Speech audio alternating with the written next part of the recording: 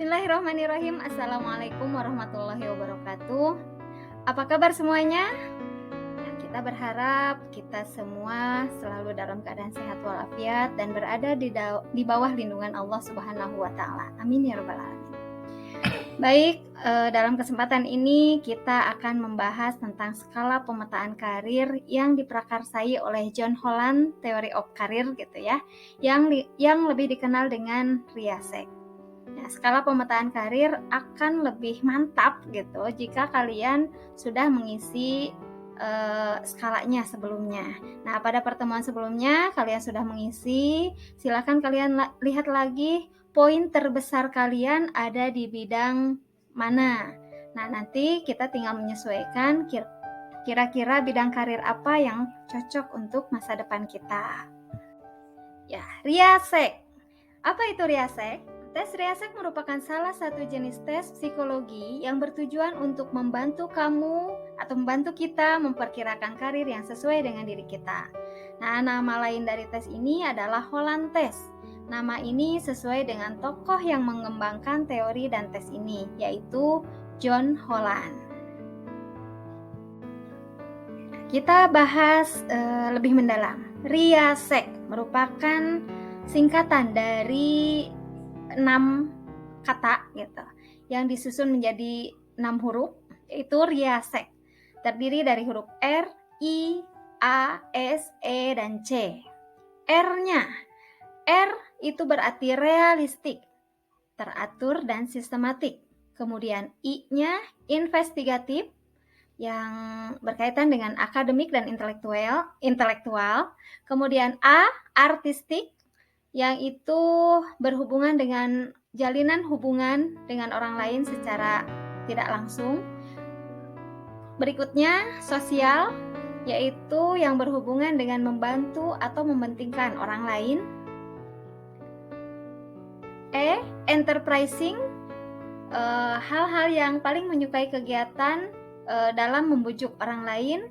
Dan yang terakhir C, konvensional, merupakan kegiatan yang teratur dan terorganisir. Baik, kita bahas yang pertama yaitu realistik. Realistik ini berhubungan dengan 3 bidang ya, yaitu ada mekanikal, natur atau outdoor, dan protective service. Mekanikal merupakan kelompok minat terhadap pekerjaan yang berhubungan dengan mesin-mesin atau alat teknik lainnya. Jenis-jenis pekerjaan yang berhubungan dengan mekanikal ini ya seperti mekanik ya, pekerjaan yang berhubungan dengan mesin gitu ya, seperti itu. Kemudian natur atau outdoor, yaitu kelompok minat terhadap pekerjaan yang biasanya dilakukan di luar rumah atau alam sekitar. Nah, biasanya ini dimiliki oleh orang-orang yang menyukai dengan alam ya, berhubungan dengan alam, misalnya memelihara binatang atau mengurus tanaman gitu ya, dan lain sebagainya. Dan berikutnya, protective service merupakan kelompok minat terhadap pekerjaan yang berkaitan dengan penyediaan keamanan dan perlindungan hukum. Ini seperti jaksa, hakim gitu ya. Kemudian yang membela hukum, pengacara seperti itu ya, dan lain sebagainya. Nah, berikutnya I, investigatif. Ini juga meliputi 3 bidang, yaitu matematik, yaitu kelompok minat terhadap pekerjaan yang berkaitan dengan hitung-menghitung dan sejenisnya. Orang akuntan, kemudian perpajakan gitu ya. Nah, itu pekerjaan-pekerjaan yang berhubungan dengan matematik.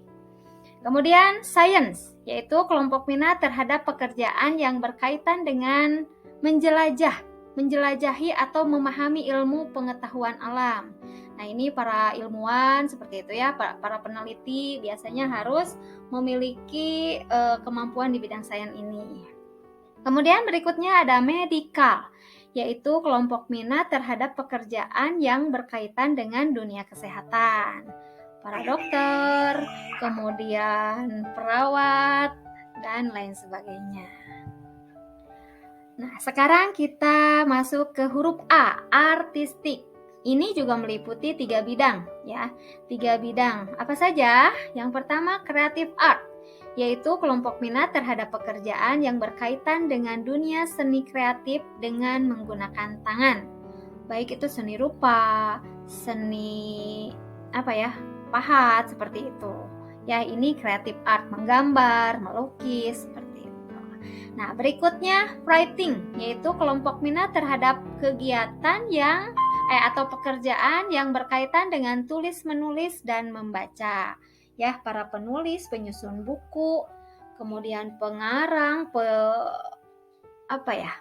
pembuat novel seperti itu. Nah, ini dibutuhkan kemampuan di bidang writing. Kemudian berikutnya musikal, yaitu kelompok minat yang berkaitan dengan dunia musik tentunya.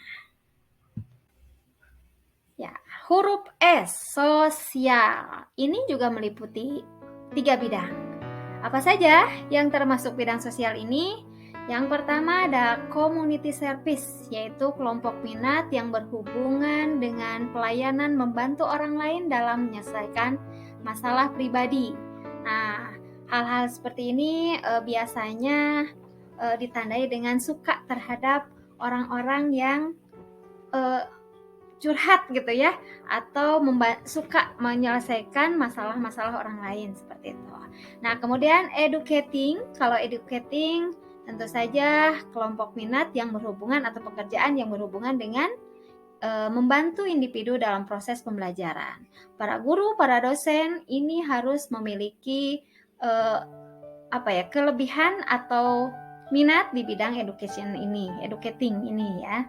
Dan berikutnya ada child care, yaitu kelompok minat terhadap pekerjaan yang berkaitan dengan pendidikan dan pengembangan potensi anak. Ya, apa saja? Misalnya jenis-jenis pekerjaannya yang berhubungan dengan child care. Ada guru SD, guru TK, kemudian psikolog ya, sekolah anak, pemerhati pendidikan anak gitu ya, dan lain sebagainya.